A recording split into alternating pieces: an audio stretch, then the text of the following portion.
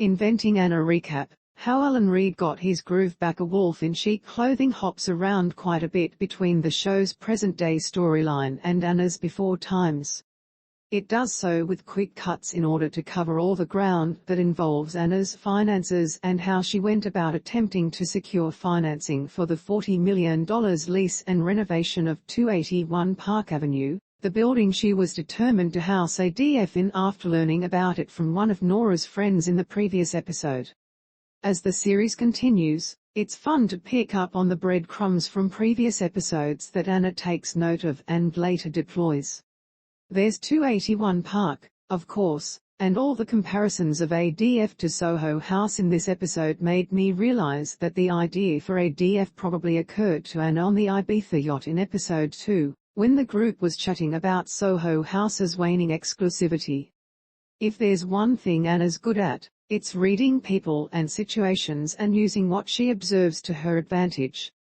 Case in point, in the Before Times, while trying to get top brass Bank of America lawyer Alan Reed on her and ADF's side, as something of a sponsor to the Wall Street world she's finding impenetrable, according to the one financier Vivian does get to talk to her, she routinely plays on Alan's fatherly impulses and insecurities by mentioning her own father's dismissiveness of her, how hard it is to be a young woman trying to make her way in business, etc. It seems she knows this will work because of Alan's protective response to her touching his family photo during one of her office visits. And she's right. This sympathetic ploy, plus a, seemingly, revised business plan and her makeover moment, in which she dyes her hair the auburn it is in 2017 and dons her thick-framed black glasses, does get Alan on board with ADF, and he starts trying to help her secure her loan. He vouches for her assets on a vital form, apparently convinced by his phone conversation with Peter Hennig, the man in Germany who handles the Delvey family's business, that Anna's trust fund is robust and intact. But it's not only sympathy or Anna's transformed appearance or revised pitch deck that hooks Alan so deeply. Vivian wonders, without the benefit of Alan actually consenting to speak with her for the article, whether Alan and Anna were fucking, but she knows that can't have been it. As Vivian's financier source and Todd the lawyer point out to her, Alan was taken in by, A, the money Anna's endeavors had the potential to bring in, even though his promised retainer never materialized, and, B, the thrill of it all. We see in flashback sequences that Alan's business relationship with Anna revitalizes his extremely routinized life in nearly every arena. He buys new glasses, eats at funky hidden restaurants downtown, upgrades his office artwork on Anna's recommendations, finds the courage to cut his aimless daughter off, and performs oral sex on his very pleased wife at 6 a.m. While this does sort of seem like an odd side effect of Alan and Anna's partnership, the thrill is both legit and catching. We see more of it every episode.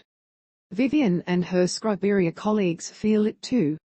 They're captivated when Vivian catches them up on the story's progress and excitedly burst into the bathroom while she's peeing to reveal that Anna stole a private jet to fly to a Berkshire Hathaway conference in Omaha and that Blade is pressing charges and working with the ADA. It's riveting stuff. And while this is an exciting reveal, it's nothing compared to the revelation, which Vivian gets to spill to Alan, that Peter, who kept promising to send over proof of Anna's assets and other assorted important paperwork, was none other than Anna herself using a virtual SIM card and a voice distorter app that cost $5 on iTunes. Vivian and her co-workers are kind of wowed by Anna's bravado as they continue to uncover more stories like this, and that's the core of the appeal of the whole Anna Delvey story. That seems to be why people bought into her in the first place, why the original New York article blew up, why the article was adapted for TV, and why this show gets more engaging as it goes on. Some of what she did is almost too wild to be believed. Ultimately, two grander points are made via the story of Alan and his connection to Anna. First, without having to make us fully understand all the financial specifics, the episode clearly lays out how it's all about connections and introductions in Anna's world. Anna just needs to convince a few key people she's worth investing in, and her relationship with those people legitimizes her to others, and things just snowball from there. Once again, faking it and making it are deeply intertwined. As the guy from Blade tells Vivian, Anna knew all the right people. She was in all the right places. Second, Anna may be a world-class manipulator, but that doesn't mean the points she